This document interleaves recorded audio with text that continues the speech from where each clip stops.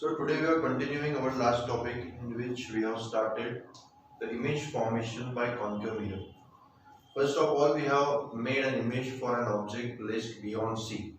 Means अगर हम object को C के भी बाहर रखते हैं, बियॉन्ड C रखते हैं, तो उसके इसमें इमेज फॉर्मेशन कैसे होगा ये हमने लास्ट पीरियड में पढ़ा था।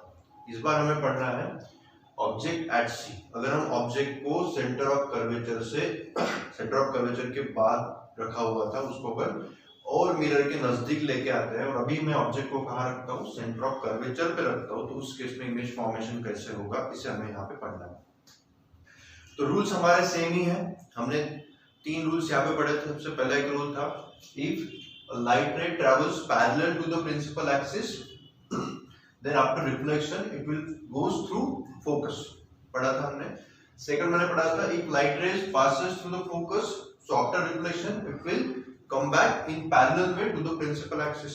और थर्ड हमने देखा था, if light rays goes from the center of curvature to the mirror and then its reflection will also follow the same path as that of the incident ray। means अगर center of curvature से light ray जाती है तो जिस path से जाएगी उसी path से वो लाइट रे वापस आती है। ये हमने 3 रूल पढ़े थे। तो इन तीनों में से कोई भी रूल आप यूज करो, 2 रूल आपको एटलीस्ट यूज करने होंगे, क्योंकि हमें किसी भी पॉइंट की इमेज बनाने के लिए 2 रेज की जरूरत होती है, हमने ये पढ़ा हुआ। तो मैं यहाँ पे क्या करता हूँ, 2 लाइट रेज का यूज करता हूँ। इमेज बनानी है मुझे एक ही, तो सबसे पहले मैं क्या करता हूँ, लाइट रे को पैरेलल भेजता हूँ प्रिंसिपल एक्सिस के साथ। ठीक है, तो इस तरह से अगर मेरी कोई लाइट रे है जो पैरेलल टू प्रिंसिपल एक्सिस जाती है, तो आफ्टर रिफ्लेक्शन कहाँ से होते हुए निकलेगी, फोकस से, है ना। तो यहां से इसका जो रिफ्लेक्शन होगा वो कुछ इस तरह से होना चाहिए। बराबर आपको स्केल लेके इसको ड्रॉ करना है, ठीक है, जिससे आपकी इमेज एकदम परफेक्ट बनेगी। इस तरह से एक लाइट रे है जो आफ्टर रिफ्लेक्शन फोकस से पास होते हुए निकल जाएगी। उसके बाद ये तो हो गई सिर्फ एक लाइट रे, मुझे एटलीस्ट 2 लाइट रे चाहिए किसी भी ऑब्जेक्ट की इमेज को बनाने के लिए। तो मैं यहां से क्या करता हूँ, ए से सेकंड लाइट रे जो है वो फोकस से भेजता हूँ, क्योंकि अगर फोकस से जाएगी तो पैरेलल आ जाती है प्रिंसिपल एक्सिस के साथ। तो वो करता हूँ मैं यहाँ पे।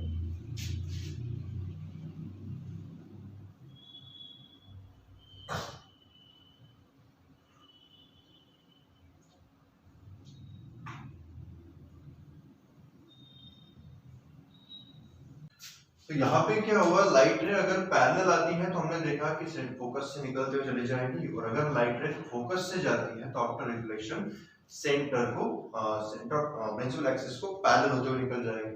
तो आप देखोगे कि दोनों भी जो रिफ्लेक्टेड रे है वो कहीं एक पॉइंट पे जाके मीट करते हैं। जो मुझे यहाँ पे दिख रहा है, मतलब ये दोनों लाइट रेज इस पॉइंट पे मीट कर रहे हैं, मतलब एक ही इमेज यहाँ पे बनती है, जिसको मैं बोल देता हूँ A'। ठीक है, और इसको अगर मैं यहाँ पे ऐसे ड्रॉ कर दूं तो आप देखोगे कि यहाँ पर क्या हो रहा है, इमेज बन रही है A' की, और ये इमेज बन रही है मेरी B' की। तो देखो आपकी सेंटर ऑफ कर्वेचर पे मैंने जब ऑब्जेक्ट रखा तो उसकी इमेज भी बराबर सेंटर ऑफ कर्वेचर पे ही बन रही है, दिख रहा है आपको। और इमेज भी देखो, जितने साइज का ऑब्जेक्ट था बिल्कुल उतने ही साइज की इमेज बन रही है ना। तो इसकी भी अगर मैं प्रॉपर्टीज यहाँ पे इमेज की लिख दूं तो आप देखोगे कि इस तरह से प्रॉपर्टीज लिखी जा सकती है।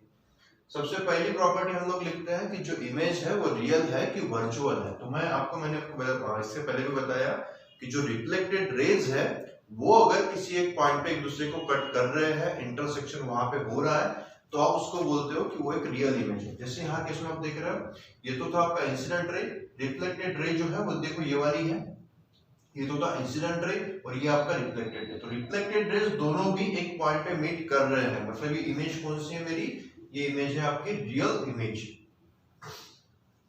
देन उसके बाद सेकंड हम लोग क्या देखते हैं कि जो इमेज है वो सीधी है या उल्टी है। तो देखो ऑब्जेक्ट तो कुछ इस तरह से था और इमेज उल्टी है, मतलब इन्वर्टेड इमेज है। देन थर्ड जो हमें यहाँ पे देखना होता है वो है इमेज कहाँ पे फॉर्म हुई। तो जहां पर सेंटर ऑफ कर्वेचर पे मैंने ऑब्जेक्ट को रखा था बिल्कुल वही पे इमेज फॉर्म हो रही है, तो मैं क्या बोलूंगा, at the centre of curvature. ठीक है, मतलब सी पर ही इमेज फॉर्म हो रही है। उसके बाद लास्ट हमें लिखना होता है इमेज की साइज कैसी है। तो इमेज जितनी बड़ी ऑब्जेक्ट है उतनी ही इमेज फॉर्म हो रही है, तो मैं बोलूंगा image is of the same size of the same size image, या फिर आप बोल सकते हो सेम साइज इमेज। ठीक है, सीधा सीधा मैं यहाँ पे लिखता हूँ सेम साइज इमेज। जो आपकी इमेज है वो कैसी है, सेम साइज की है एज दैट ऑफ ऑब्जेक्ट, मतलब ऑब्जेक्ट जितना बड़ा है उतनी ही साइज की आपकी इमेज भी यहाँ पे फॉर्म हो रही है। ठीक है, तो आज के लिए इतना रहने देते हैं। इसके बाद और भी आपको कुछ ऑब्जेक्ट्स की इमेज बनाने के लिए दिया हुआ है, वो आप घर पे ट्राई करके देखो, और अगर कुछ प्रॉब्लम आता है तो मुझसे पूछ सकते हो।